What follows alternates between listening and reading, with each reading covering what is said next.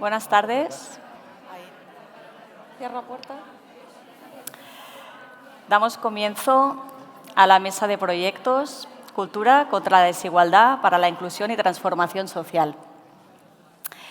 Para ello, partimos de la base que la cultura es clave para fomentar la interacción social, crear espacios de convivencia, facilitar vínculos intergeneracionales y fomentar el sentido de pertenencia a una comunidad.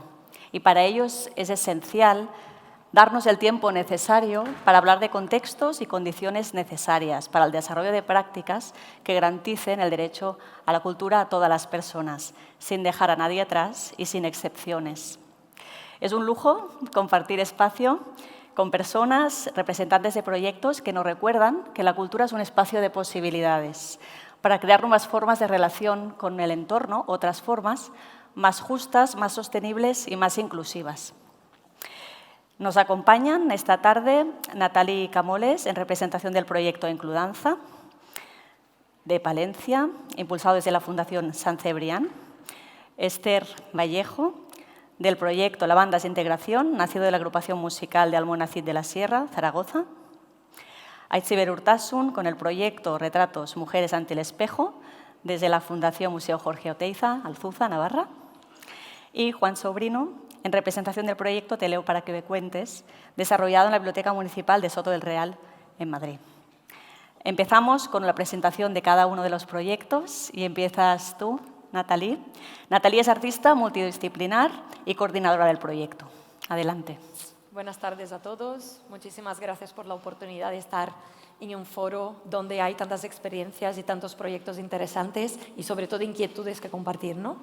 Pues Includanza es un proyecto que se desarrolla en Sant Cebrián de Campos, dentro de una fundación que presta servicios a personas con discapacidad intelectual.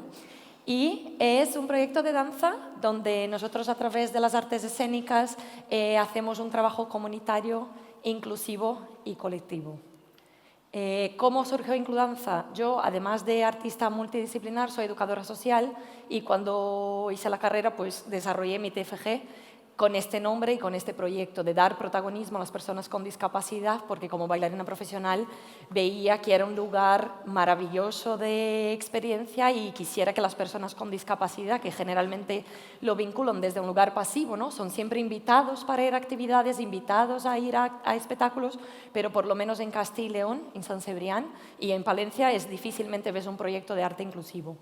Hice las prácticas en la entidad, propuse el proyecto fue aprobado y ya llevo pues 3 años dentro de un programa de dinamización comunitaria donde hemos empezado y también porque dentro de este TFG defendía la carencia que hay en Castilla y León de proyectos de arte escénico plus arte inclusivo. Los objetivos, pues generar espacios de protagonismo a las personas con discapacidad intelectual y el segundo, que también es una problemática que tenemos en Castilla y León, es acercar el arte escénico a poblaciones donde realmente no tienen recursos culturales o de espacios físicos, ¿no? Como pueden ser los pueblos del norte de la provincia o los colegios que están a 50-60 kilómetros de la capital palentina, donde los niños y niñas no tienen acceso a espectáculos de arte, ni de danza, ni de teatro, ni de nada que sea vinculado a la programación educativa, ¿no? Y hay un otro objetivo también que es vinculado al tema del derecho, ¿no? El acceso a la cultura es un derecho universal, con lo cual, ¿qué pasa con las personas con discapacidad?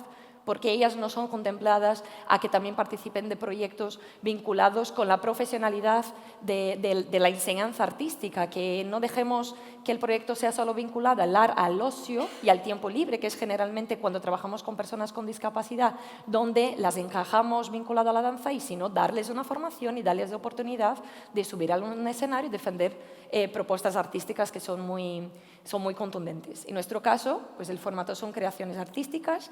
En la actualidad tenemos 3 espectáculos de gira. Jugamos, que es la primera foto de la derecha, Cartas para ti y Iris. También hacemos performance. La primera es Oro, que lo veis ahí, que es una performance creada para el Ayuntamiento de Palencia en un formato de espacios no convencionales. Luego tenemos De manos dadas, que hablaré de ella un poquito más para adelante, y Agua. Además de eso, la agrupación, que está compuesta por más o menos 17 personas con discapacidad en la vida adulta, en diferentes grupos, en 3 grupos diferentes, cuando hacemos toda la parte de sensibilización en los centros educativos, imparten talleres de danza creativa. Entonces, ellos son los facilitadores de esos talleres con los niños, adolescentes, universitarios, cuando vamos a los centros culturales también de la provincia, que muchas veces los ayuntamientos nos invitan, e imparten los talleres de manera intergeneracional, donde tú ves al abuelo jugando con el niño, bailando con la persona con discapacidad, y se genera una red comunitaria muy importante. Esa es la cantidad de redes que hemos tejido desde que hemos empezado, hace solo 3 años, y eso para mí es el resultado de la carencia que hay en el territorio con relación a un proyecto que sea inclusivo, comunitario y artístico. Toda la parte de izquierda vuestra son los colegios, los centros educativos donde hemos estado, incluyendo la Universidad de Valladolid. La parte central son los ayuntamientos, donde hemos tenido algún tipo de colaboración o nos han invitado a actuar en algún momento. Y la parte derecha pues, son centros y entidades artísticas y vinculadas con el ámbito social. Yo creo que el punto más importante que hemos tenido con relación a la ruralidad y al tejer redes fue la contemplación en la primera residencia artística Mercedes Herrero, que sucedió en la Universidad Rural de Paulo Freire, que está en Tabanera de Serrato, que es otra población de la provincia de Palencia, bastante pequeña, pero que tiene una vida cultural que están reavivando el pueblo. Entonces, he propuesto la creación de una performance colectiva e inclusiva entre mujeres de Tabanera y mujeres de San Cebrián de Campos, con y sin discapacidad, con la temática de la violencia en contra de las mujeres. La experiencia que era para una actuación nos ha generado 7 actuaciones y para este año estamos rodando un cortometraje que estrenaremos en el Teatro Principal de la capital el 25N. Y aquí tengo un resumen de nuestro trabajo.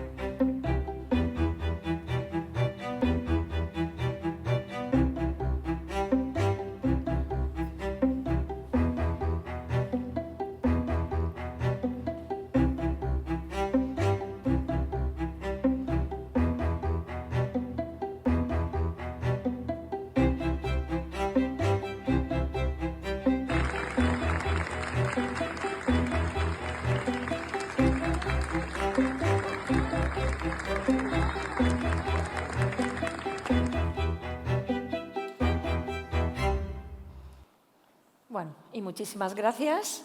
Y podéis seguirnos en Incluarts. Muchas gracias.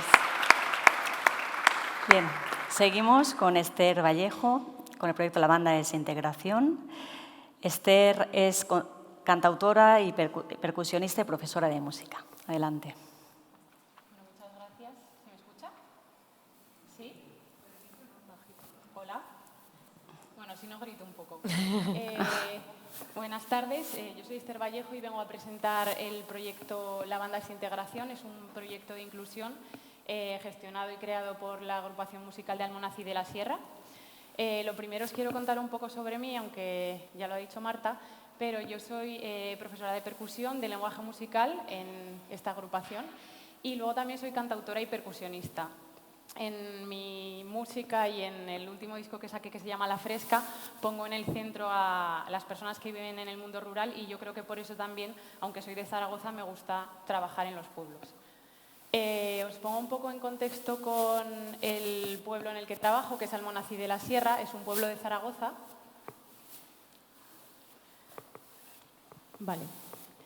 Es un pueblo de Zaragoza en el que ha habido muchos cambios, al igual que en todos los pueblos, en el que los jóvenes se han acabado yendo, los jóvenes que estaban ahí asentados, y también ha habido mucho aumento de la población migrante. Entonces, la banda se está intentando adaptar a estas circunstancias.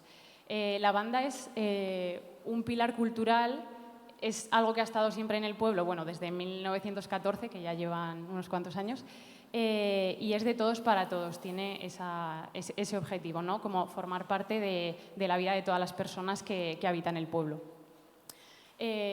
Por comentaros un poco del proyecto, la banda es integración, deciros que el principal objetivo de este proyecto es que haya una integración social y cultural en el colectivo inmigrante de Almonacid de la Sierra. Y la manera de hacerlo es a través de la banda, que la banda sea la herramienta y la música también sea la herramienta de que todo el mundo pueda participar de manera comunitaria. El proyecto es local e inclusivo, lo que pretende es favorecer la mezcla de culturas y la manera que tenemos de hacerlo, o sea, yo soy profesora en el proyecto, entonces la manera que tenemos de hacerlo es a través de clases de lenguaje musical ofrecidas gratis al alumnado que muchas veces carece de recursos, que haya también clases de instrumentos, hay donantes que tienen instrumentos que no tocan, que han formado parte de la banda y entonces se los dan a los alumnos. Luego, por otro lado, también hay conciertos didácticos para los alumnos y conciertos benéficos.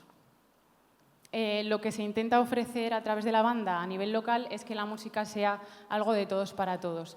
Quiere tener la vertiente práctica, que es que los alumnos puedan aprender a tocar instrumentos, pero por otro lado ofrecer el servicio de que el pueblo pueda escuchar una banda de música.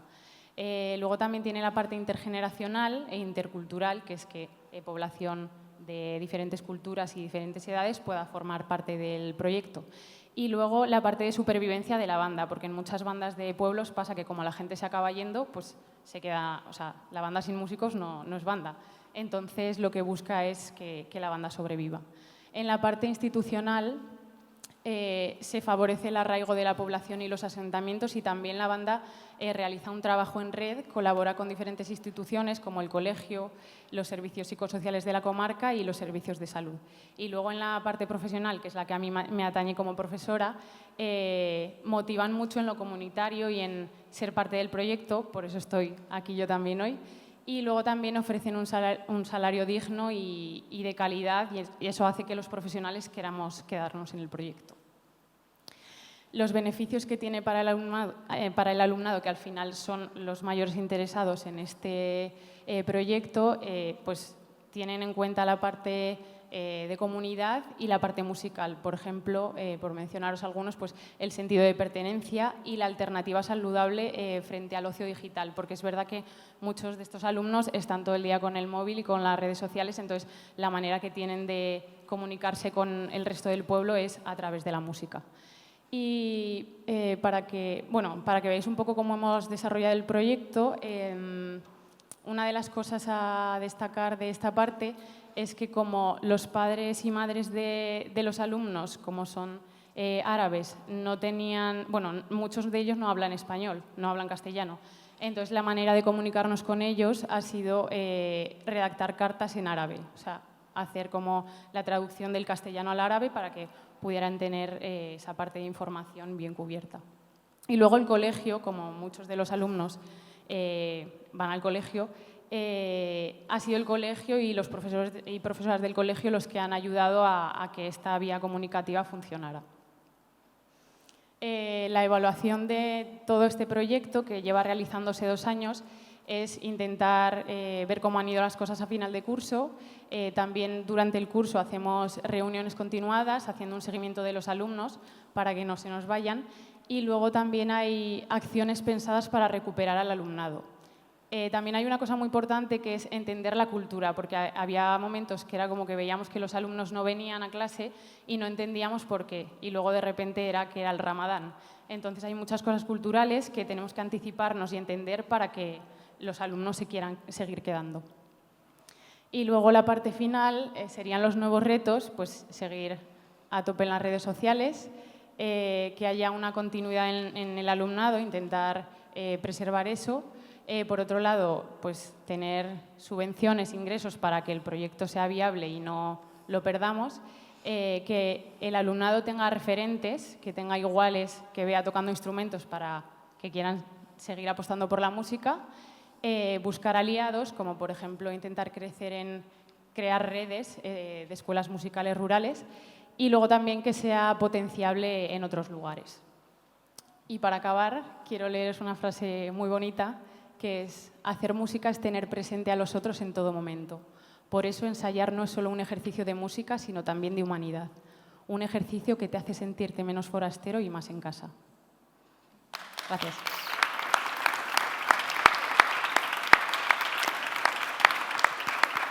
Bien, seguimos con Aitziber Urtasun, con el proyecto Retratos, Mujeres ante el Espejo, de la Fundación Museo Jorge Teiza Alzuza, en Navarra. Aitziber es educadora artística y responsable del área de educación estética del Museo Teiza y activista en derechos humanos. Adelante. Bueno, mi esker Marta, eskerrik asko, eta, bueno, arratsaldeon, eta mi esker gonbidak urteagatik. ¿No se oye? Ah, ya. Nos ha tocado. ¿Y esto se oye mejor? ¿Sí? Nada. ¿Ahora? ¿Sí? Vale, perfecto. Bueno, agradecía la invitación, también Marta, por la presentación. Yo os vengo a traer un pequeño proyecto de los tantos que hacemos en el Museo Teiza, dentro de una línea de arte como herramienta de transformación social, con la que llevamos trabajando más de 10 años. ¿Vale? Algunas de las que estáis aquí visitasteis ayer el museo, otras imagino que lo conocéis. El Museo Teiza se encuentra dentro de un escenario absolutamente rural, que es el pequeño pueblo de Alzuza, pero al mismo tiempo se encuentra en un valle, que es el Valle de Hues, que está poblado de pequeños pueblos, algunos realmente muy pequeños en núcleo poblacional. Y el proyecto que os vengo a traer hoy justamente trabaja ese nexo de unión entre el museo y un pueblo muy pequeño, que es el pueblo del Cano, que está como a 10 minutos solamente en coche del museo.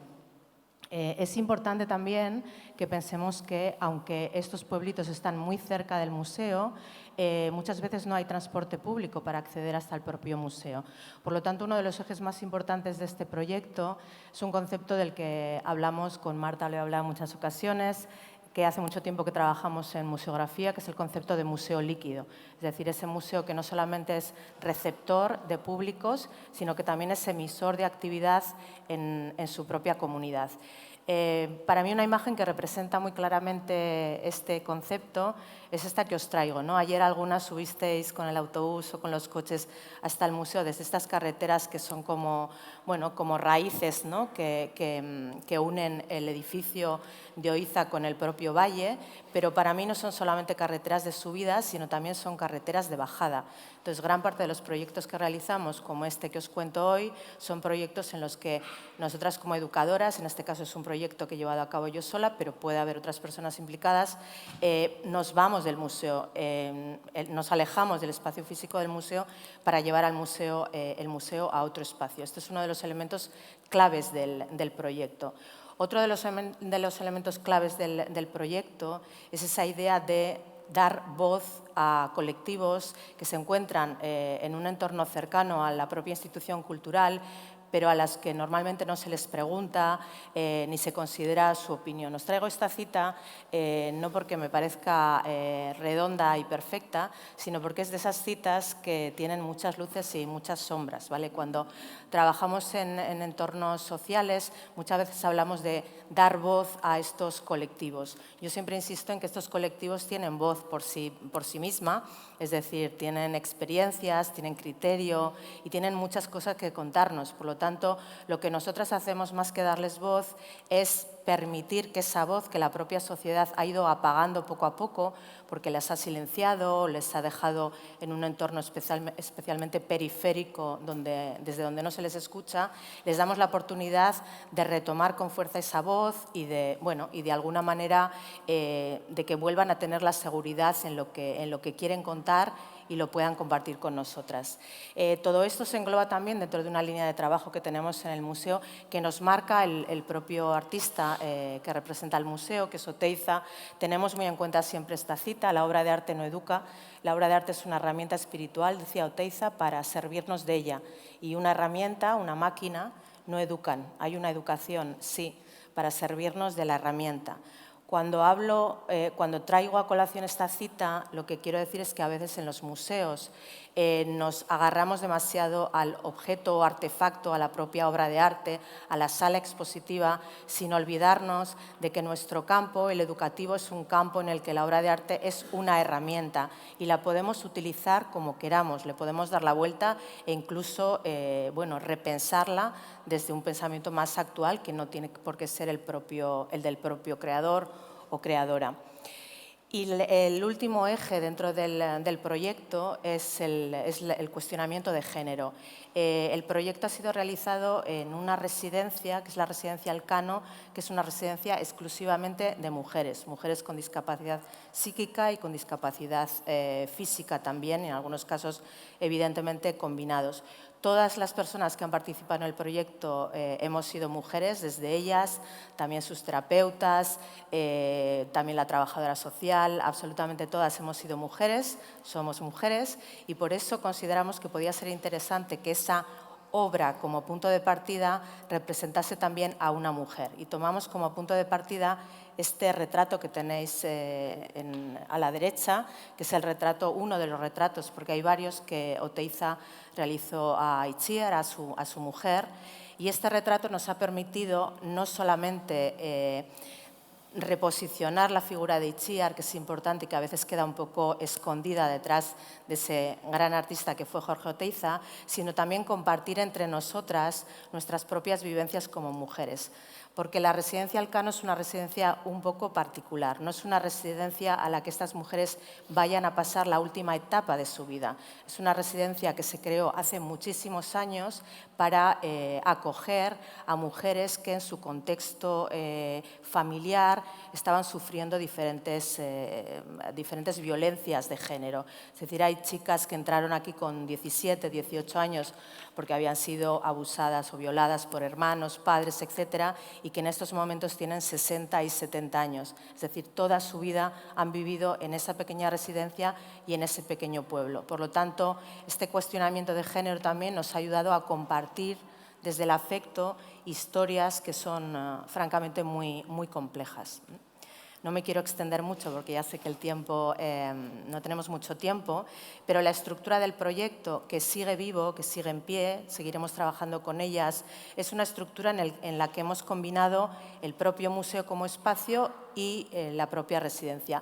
Ellas han venido en varias ocasiones al museo, importante decir que la mayor parte de ellas nunca habían venido al museo, y yo también me he desplazado durante varios meses, una vez a la semana, a la propia residencia para trabajar desde lo plástico ese retrato, desde el retrato de Itziar hasta sus propios retratos y desde ahí cómo hemos compartido entre nosotras. Un elemento que me parece muy importante es que cuando yo visité la residencia por primera vez visité un poco los espacios de trabajo en los que ellas realizaban dibujo o cualquier tipo de lo que se define como manualidades, fui muy consciente de que el trato que se les daba era un trato excesivamente infantilizado, es decir, lo que hacían era un pinta y colorea de fotocopias que la terapeuta imprimía y sacaba de internet.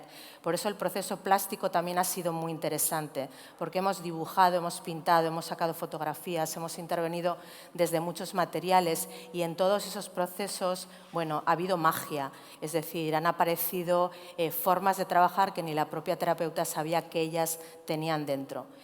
Y el último punto que es importante dentro de este proyecto es que efectivamente es un proyecto de inclusión porque estamos trabajando con un colectivo silenciado y minoritario y vulnerable también. Pero hay otra cosa que es importante y es que dentro del propio grupo también el proyecto ha sido muy inclusivo porque entre ellas también cada situación es muy distinta.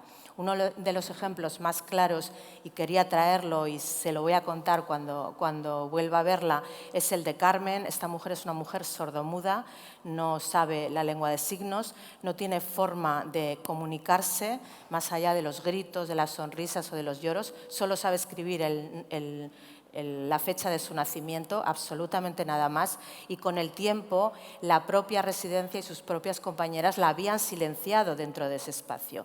Y Carmen desde el arte se ha sentido más tranquila, ha compartido muchas cosas, se ha reído mucho y eso ha hecho también que entre las propias compañeras la inclusión se haya producido dentro, no solamente de nosotras a ellas. Corito. Bueno, en resumen, porque no quiero alargarme mucho más, pero es un proyecto, como veis, en el que todas hemos aprendido a mirarnos, ellas han aprendido a mirarse entre ellas y, desde luego, yo he aprendido que hay otra forma de mirar el arte que no es solamente, como pasó ayer, el del público que viene al museo y os contamos cosas, sino el del público que nos descubre el museo, que son ellas. Mila esker.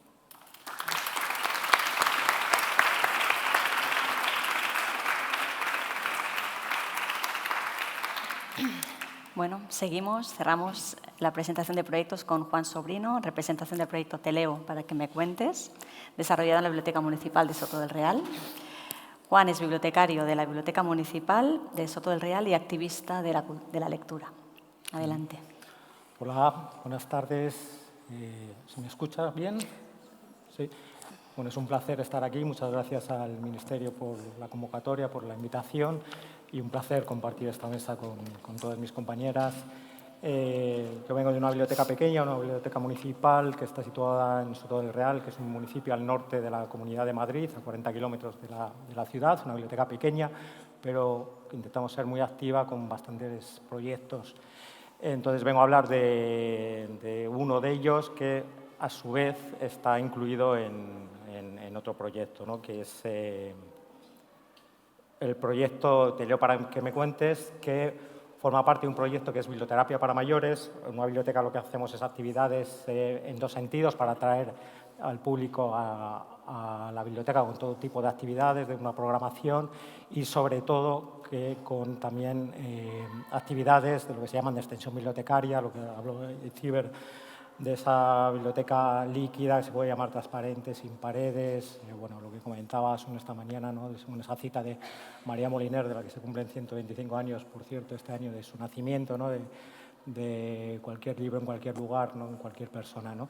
Entonces, trabajamos mucho en ese sentido, en llevar los libros, la cultura, fuera de las paredes de la biblioteca. Nosotros creemos, todos los proyectos parten de una única idea, que es el convencimiento de que la cultura, de que los libros, de que los servicios bibliotecarios sirven para mejorar la vida de las personas. A partir de ahí empezamos a generar proyectos. Uno de ellos es Biblioterapia para Mayores, que es un proyecto de animación a la lectura pensado para personas mayores, en especial aquellas que viven en residencias. Un proyecto que empezamos en 2013 con una trayectoria muy alta, muy amplia. Empezamos creando un carnet institucional, una colección de fondos inclusivos, de lectura fácil, colección de letra grande, audiolibros, en fin.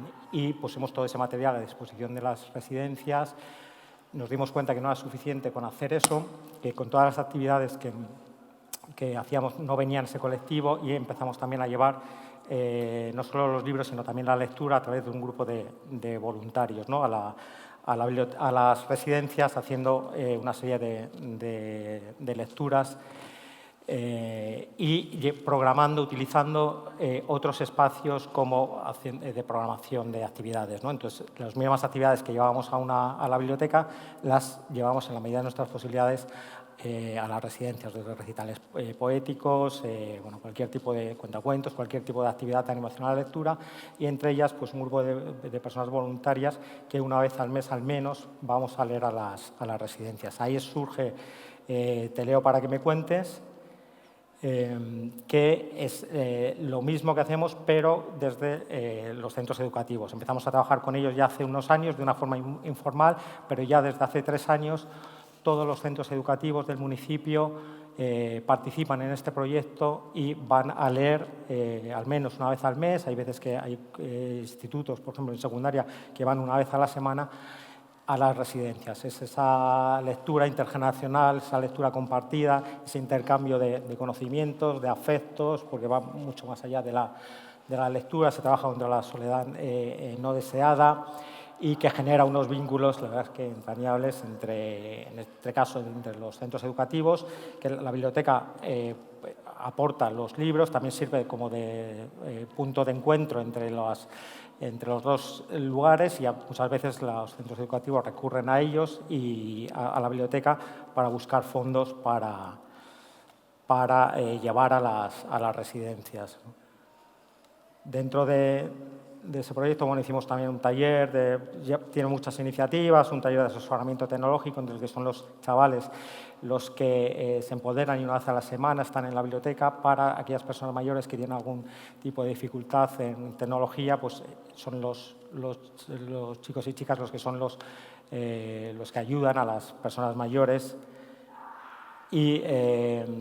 Y luego otro proyecto que presentamos en Teleo para que cuentes es correspondencia sin acuse y con recibo, que empezamos con ese intercambio epistolar también entre centros educativos y mayores y que también lo llevamos al principio también al centro penitenciario dentro de otro proyecto más grande que es Libros que saltan muros, que es un proyecto que llevamos en colaboración con el Centro Penitenciario Madrid 5, que está situado en Soto del Real, que llevamos desde el 2018 haciendo muchas iniciativas en torno a la lectura. Empezamos con un club de lectura mixto formado por internos y personas voluntarias de la biblioteca, pero que ha ido aumentando, utilizando el centro penitenciario como un lugar de programación, de llevar actividades, todo tipo de actividades de animación a la lectura, todo tipo de proyectos que hemos creado allí, cuentos que hilan vidas, para mantener un contacto entre los, en este caso internos, entre padres, pues no hay mujeres, con sus hijos a través del hilo de los cuentos, que les grabamos leyendo cuentos y los hacemos llegar a las familias. Hemos hecho la primera fiesta de la lectura, yo creo, a nivel mundial, que se ha hecho en un centro penitenciario, la hicimos en el centro penitenciario de Soto. Biblioteca Humana, hemos hecho varias actividades. La primera de Biblioteca Humana que hicimos, que como sabéis, se llama Biblioteca Humana porque vas a una biblioteca y no te llevas un libro, sino no te llevas un humano, pero te llevas la experiencia de vida de una persona que representa algún colectivo que sufre algún tipo de prejuicio social, ¿no? Es reconocernos en la diversidad a través del diálogo. Pues la primera la hicimos con internos del centro penitenciario. En fin, hemos hecho muchos tipos de actividades distintas allí y una de ellas era correspondencia sin acuse y con recibo, en las que es ese intercambio epistolar entre internos del centro penitenciario y distintos colectivos que trabajan con los que trabajamos desde centros educativos, personas de las residencias, personas de un albergue de personas sin hogar, que tenemos otro proyecto con ellos, alumnado de la universidad y bueno, al final lo que generas es tejer comunidad, dar visibilidad a la gente que está dentro, provocar un diálogo siempre entre dentro y fuera, ¿no? A través de cualquier tipo de actividad. En este caso, el de correspondencia sin acuse y con recibo, este es el segundo año que lo hemos hecho, cada vez se suman más colectivos y bueno, y la verdad es que tenemos en esta segunda edición, hemos llenado más de 300 cartas de dentro y fuera y un proyecto en el que es muy gratificante y creo que tenemos ya vamos el tiempo, cerrando, ¿no? ¿os parece? Pues me quedo ahí y nada, muchísimas gracias por la atención. Gracias a...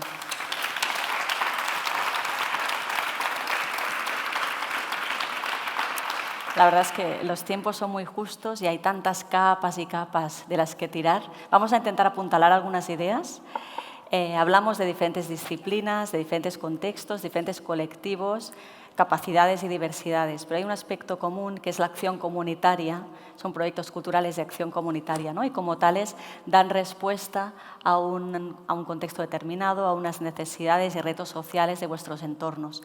No sé si lo veis en vuestros relatos, habéis apuntado algunas necesidades, pero brevemente quizá podemos comentar qué necesidades de partida están identificadas y si a lo largo de la evolución de vuestros proyectos habéis ido dando respuestas a estas necesidades de forma breve y luego ya hablaremos de contextos necesarios, si os parece.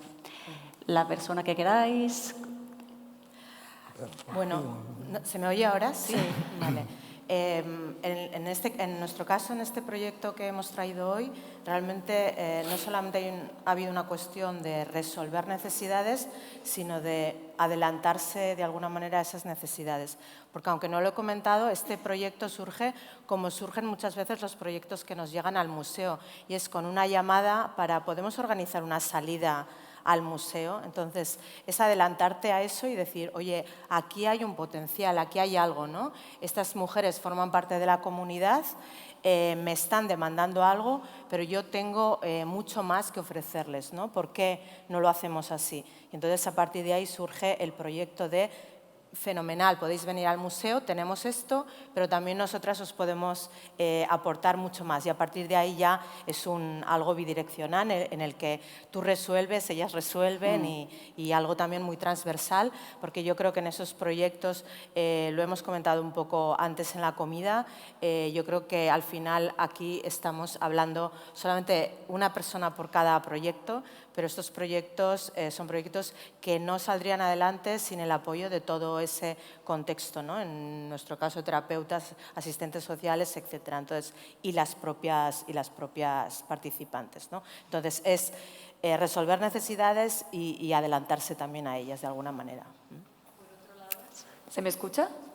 Además, cuando diseñas un proyecto desde dentro, que fue en mi caso, ¿no? Que tenía un proyecto diseñado y que lo empecé a desarrollar dentro de una entidad tan grande como la nuestra, identificas necesidades en el entorno, pero luego cuando le pones en marcha ves que las necesidades del entorno con relación al arte escénico en Castilla y León es muchísimo más amplio de lo que uno lo había identificado en sus investigaciones, y los feedbacks que tenemos al día de hoy, sobre todo con los centros educativos, centros de residencias de personas mayores, incluso en el hospital de la capital que a veces hacemos actuaciones, hay coles que igual tienen una subvención al año para poder sacar los niños del entorno rural para que puedan tener experiencias diferentes, ¿no? en nuestra provincia. Entonces, cuando vamos con Includanza, que además de la actuación hacemos el taller y tenemos una mañana de convivencia, dices que además de convivir y poner en protagonismo a las personas con discapacidad, nos estáis quitando una necesidad nuestra del propio centro educativo, que es de acercar el arte escénico y la danza a estos niños y niñas que igual pasan todo el año y el único contacto que tienes es a través de la pantalla, ¿no? De la tela o ahora de las nuevas tecnologías. Entonces, es verdad que hay como una doble resolución de necesidades. Cuando empiezas crees que es una, pero luego a largo plazo vas viendo que también... Claro, como proyectos vivos, ¿no? Que se van desarrollando, van surgiendo nuevas necesidades. Nuevas capas. Eso es. Y en el caso de Esther, tenéis un doble reto, ¿no? Tema de despoblación en vuestra zona y la integración, o sea que ahí partíais de varias necesidades. Al final, bueno, no sé si me escucha. Al final, lo que nos dimos cuenta con la banda es que la población ha cambiado, entonces la banda también se tiene que, aunque lleva desde 1914, pues claro, tiene que reconfigurarse y adaptarse a las necesidades de la población actual. ¿Qué pasa? Que parte de la población es árabe, entonces hay una barrera cultural muy grande y la población, digamos, que está dividida, aunque se viva en un mismo entorno, hay una necesidad de la banda de juntar y que se cree comunidad, y es a través de la música como lo estamos haciendo. No sé, Juan, si quieres aportar en ese ámbito las necesidades. Sí, lo único que yo creo que una biblioteca pública, sobre todo una biblioteca municipal, está en primera línea con la ciudadanía, ¿no? Entonces es un contacto permanente que para detectar necesidades, pues yo creo que es fundamental. Y luego lo que han dicho mis compañeras, siempre todos los proyectos son colectivos, trabajas con servicios sociales, trabajas con todas las asociaciones, Claro, es un radar, ¿no? Puede actuar como radar comunitario. Claro. Y luego la relación de las personas con su entorno, con vosotras, con vuestros proyectos, con vuestras instituciones, también puede de alguna manera facilitar o no esa participación comunitaria, ¿no?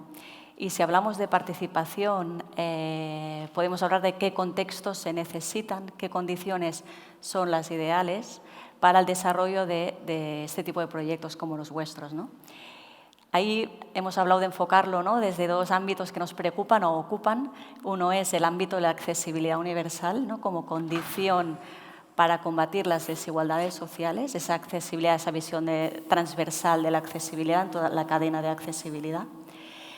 Y en ese sentido, no sé si vosotros en el inicio o el desarrollo de vuestros proyectos habéis identificado la existencia todavía de barreras físicas, sensoriales, cognitivas, actitudinales, institucionales, económicas, etcétera, etcétera, un largo etcétera, ¿no? Entonces, no sé si, Nathalie, ¿quieres comentar Sí, en nuestro caso siempre yo creo que la sociedad aún enfoca mucho la accesibilidad con relación a la discapacidad física, ¿no? Que también nos pasa porque tengo, como habéis visto en el vídeo, tengo una persona con silla de ruedas. Por ejemplo, los teatros que tenemos en la provincia, salvo a uno, los demás no le puedo poner a actuar en el escenario porque el escenario no tiene una rampa, está lleno de escaleras, siempre tiene que estar en el patio butacas, aislado de todo el mundo, en la parte trasera del patio butacas, bueno, en fin. Sí que es una barrera, pero justo lo que hemos comentado antes de iniciar nuestra ponencia es el resto de accesibilidad que también ocurre no solo en el ámbito artístico, sino en este mismo ámbito de si se acerca una persona que tiene discapacidad auditiva, por ejemplo, ¿cómo haríamos para que pudiera llegar nuestra ponencia hacia esa persona, ¿no? O sea, estamos constantemente haciendo esas preguntas e intentando dar pasos gigantescos aún como sociedad vamos con muchísima lentitud, aún las entidades con discapacidad. Y la otra barrera que encontramos ya a nivel artístico es que siempre nos miran desde otro lugar, desde un lugar más educativo y no artístico. Es decir, ¡ay, qué bonitos! Que vienen las personas de la Fundación San Cebrián a actuar. ¡Ay, que viene! ¿Pero qué venís a bailar? Shakira, que nada en contra, pero es decir, no, tenemos un espectáculo de 30 minutos que ha sido creado a través de improvisación, tenemos todo un trabajo de investigación, ellos aportan muchísimo dentro de la creación, que es, como ha dicho mi compañera, es un ámbito de la discapacidad que está muy infantilizado. Y también todo lo que es vinculado al cuerpo está vinculado al ocio y al tiempo libre, que es maravilloso y necesario para todos nosotros, pero también hay otros lugares de derecho. El acceso a la cultura es un derecho. Entonces, cambiar ese enfoque y esa visión de la sociedad como un todo es una barrera. Que siempre si ponemos un caché pequeño para cubrir gastos, pero es que eso, jolines, y dices, jolines, pero si los otros, por poner un ejemplo, si una entidad pública contrata a gente de fuera de Palencia cobrando el triple y dando el espacio público para poder actuar, ¿por qué nosotros, que somos de aquí, estamos en casa, hacemos un trabajo digno, hacemos muchas veces lo que las instituciones públicas no hacéis? ¿Cómo no tenemos ese derecho de también tener un caché en condiciones, ¿no? Pues sí que vamos mejorando en nuestra provincia, pero sí que aún encontramos A veces llega al final de accesibilidad, a veces no es estable, es puntual, no existen los presupuestos anuales. Sí. Entonces, lo ideal, ¿no?, es programar, diseñar para todas las personas desde el inicio, ¿no? No sé si coincidís con esa idea, si habéis encontrado barreras. Brevemente, os voy a pedir un poco brevedad porque vamos ser justas. breve. Yo creo que hay dos cuestiones diferentes y que forman parte del mismo contexto. Yo creo que las instituciones culturales, museos, centros de arte, etcétera, son cada día más conscientes de que hay que mejorar la accesibilidad en cuestionamientos físicos, ¿no? Pero cuando hablamos de este tipo de proyectos que estamos compartiendo hoy, por lo menos mi experiencia es que estamos demasiado habituadas al sobrevivo como puedo con lo que puedo, ¿no? No solamente porque tengo pocos recursos económicos para materiales, ese tipo de cosas, sino porque también gran parte muchas veces del equipo que te acompaña es un equipo de voluntariado, es un equipo que da su tiempo como puede. Y este tipo de proyectos tienen que ser proyectos que se construyan desde el afecto, desde el respeto, pero también desde la profesionalización.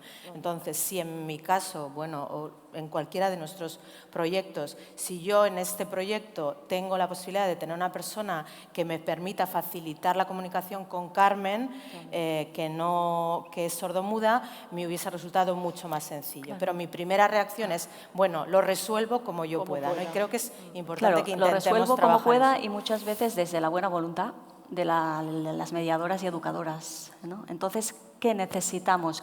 Paso un poco a la segunda pregunta, a la siguiente pregunta. ¿Qué necesitamos de la institución cultural? Hablamos de un cambio de mirada, hablamos de un cambio de cultura institucional, hablamos de romper jerarquías, de salir de las zonas de confort. O sea, la institución cultural, ¿pensáis que está ahí? O sea, ¿qué retos o qué necesidades planteamos de esta institución cultural? Que, en vuestro caso ya rompéis el espacio porque salís, ¿no? Salís fuera, visitáis residencias, centros educativos, pero esa institución cultural todavía quizá podemos alzar la voz y decir, todavía, ¿no? Sí. ¿Qué pensáis? No sé si Esther, ¿quieres comentar algo? No sé si me funciona el micrófono. No. Mira. Quédate con él. Claro, al final, en el caso de la banda en la que yo trabajo, la banda no es nada sin la gente. Y yo creo que pasa en todos los proyectos. Entonces, no es que al final la banda sea una institución que está por encima de la población de la que se nutre, ¿no? Creo que es igual de importante la gente y la banda tiene que hacer un esfuerzo, en mi caso, para entender cuáles son las situaciones o las necesidades de las personas que la habitan. Y, por ejemplo, en el caso de la población árabe, que es un poco a la cual está dirigida este proyecto, hemos visto que conforme ha pasado el tiempo, las necesidades han aumentado o pensábamos que eran unas y luego han sido mayores. Entonces sí que hay que estar todo el rato revisando e intentar mejorar en el trabajo, cambiando los objetivos para que la gente que habita la banda se sienta cómoda y quiera formar parte. Quizá enlazamos con la última pregunta, si te parece bien, Juan, porque abriremos 5 minutos para que podáis participar. Habláis de tiempos necesarios, por tanto hablamos de escucha, de necesidades y hablamos de mejorar la calidad de vida de las personas a través de vuestros proyectos que también tienen en común, ¿no? Entonces vinculamos y tenemos que, pienso que, ser conscientes, y vosotros, ¿no?, ahora lo podéis comentar, de ese vínculo de la cultura con el bienestar, con la salud, como nos plantea la OMS, ¿no?, no solo como ausencia de enfermedad, sino como una sentirse bien, sentirse feliz, sentirse cuidada, sentirse segura. Entonces, esa visión también está presente, ¿no?, en vuestros proyectos. ¿Y de qué manera? No sé si, Juan, quieres por ahí... ¿Se habéis notado esa línea?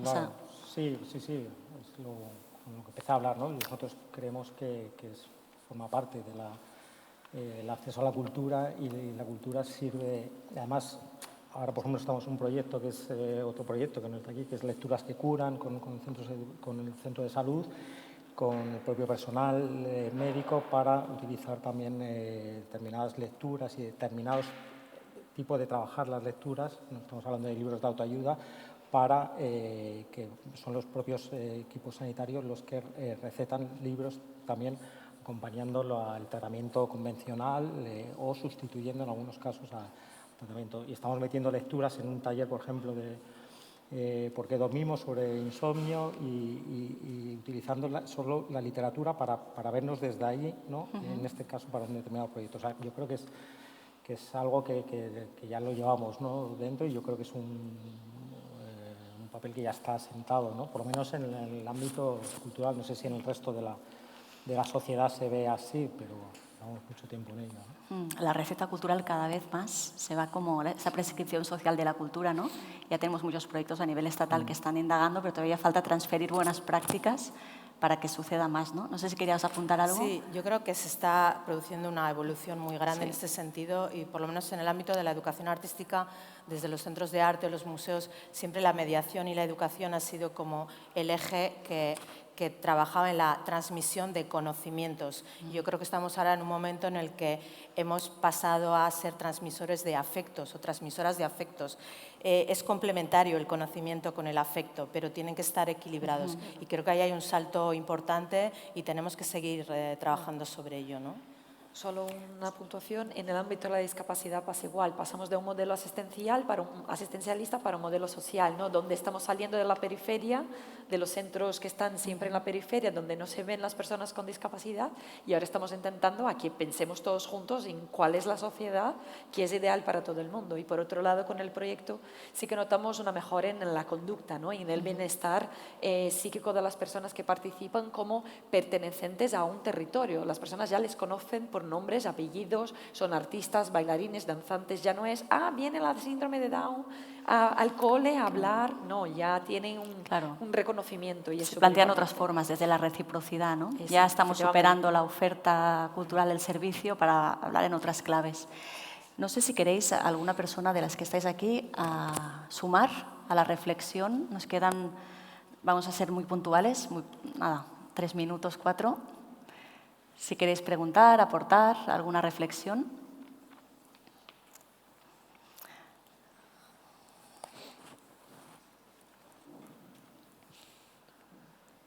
Sí. Bueno, felicidades, muchísimas gracias por los proyectos. Mi reflexión siempre va en la línea de cuál es el perfil profesional para este tipo de proyecto, ¿no? Es decir, teníamos bibliotecarios, teníamos educadoras, mediadoras, teníamos personas especializadas en danza, ¿no?, artistas, pero creo que estamos yendo hacia proyectos que una de dos, o aprendemos a trabajar como decías tú, y entonces, ¿cómo hacemos que las instituciones entiendan que los equipos tienen que ser transdisciplinares? O nos formamos en capacidades múltiples, que yo no sé si es posible abarcar todo lo que estamos hablando. No sé, quería saber un poco vuestra opinión. Yo desde mi campo, por lo menos, entiendo que el perfil de educadora desde un museo o un centro de arte ha cambiado muchísimo, pero creo que en esta cuestión de compartir conocimientos y afectos tiene que ser una trabajadora que conciba que eso tiene que ir unido. ¿Qué quiero decir? Los equipos no pueden ser multidisciplinares siempre. Eso a un nivel económico sería absolutamente inviable para cualquier institución.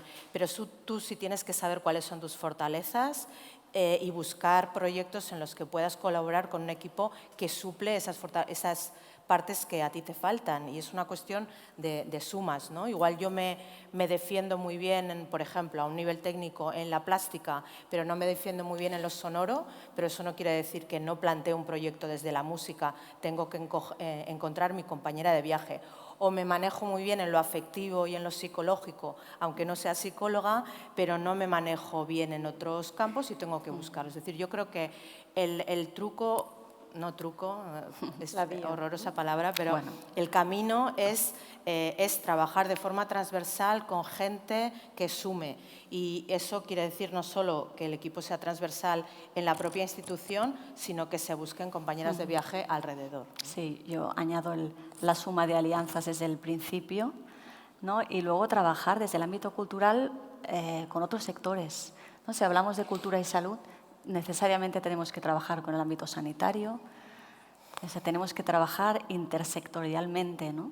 Para poder avanzar. No todas tenemos que saber de todo, entonces es importante la suma. No sé si queréis aportar. Sí, yo creo que son también nuevos perfiles profesionales que van surgiendo con relación a una formación que tenía anteriormente con una nueva inquietud que tiene ahora, por lo menos en mi caso fue así. Yo soy profesional de la danza desde hace mucho y quería trabajar con discapacidad, pero desde un lugar quería formarme, no quería solo transferir mis conocimientos de danza hacia el ámbito, ¿no? Entonces me hice la carrera, ahora me saqué un máster y voy estudiando en este ámbito, pero también creo que desde los profesionales que ya están dentro de esas entidades o dentro de esos ámbitos, hay mucha inquietud y a veces por una cuestión estructural no se permiten que aparezcan nuevos modelos de intervención, ¿no? Entonces, es verdad que es un tema, es un melón que se abre de debate, pero también creo que van surgiendo nuevas oportunidades. Depende mucho de la persona, lo que dice la compañera. Tienes que tener una inquietud y entender que por muchos años el proyecto va a depender mucho de ti, con muchas capas y mucho apoyo institucional de la entidad, de las familias y todo, pero sí que creo que es necesario, ¿no? Las personas están en transición, nosotros ya no nos... Tenemos diferentes sabidurías e inquietudes que hace 20 años. ¿Y por qué que las personas que están en situación vulnerable no? Porque tenemos que seguir interviniendo igual que hace 20 años en el ámbito de la discapacidad, por ejemplo, ¿no? Entonces, creo que nuevos modelos también nos van trayendo nuevas realidades. No sé si hay tiempo para alguna pregunta más. ¿No? Bueno, pues lo cerramos aquí. Muchas gracias por vuestra compañía y muchas gracias y felicidades por todos los proyectos.